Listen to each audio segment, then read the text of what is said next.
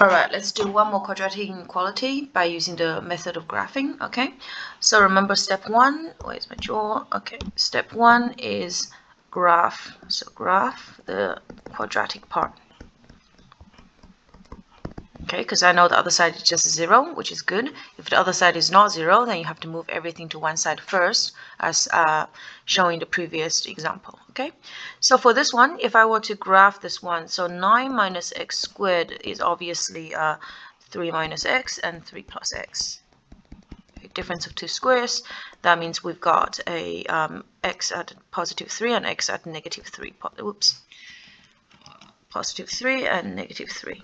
Okay, and notice that this is negative x squared. Okay, so that means it's an unhappy face is going to go upside down like that. Okay, that's what the graph looks like. Now step 2, I'm now going to look at the inequality sign.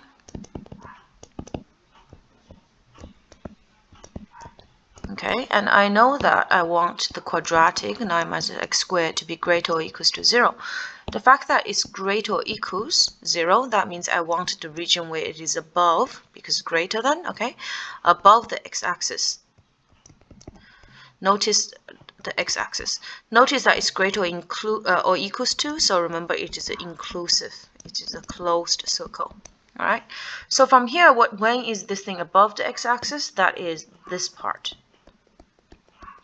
In another word, this is the part of the parabola that is above the x-axis. So what is exactly is the solution of this inequality is between these two values, and because it is inclusive, so I want closed circles. Okay, so what's the answer to this inequality? X is in between negative 3 and positive 3 inclusive. That's the end.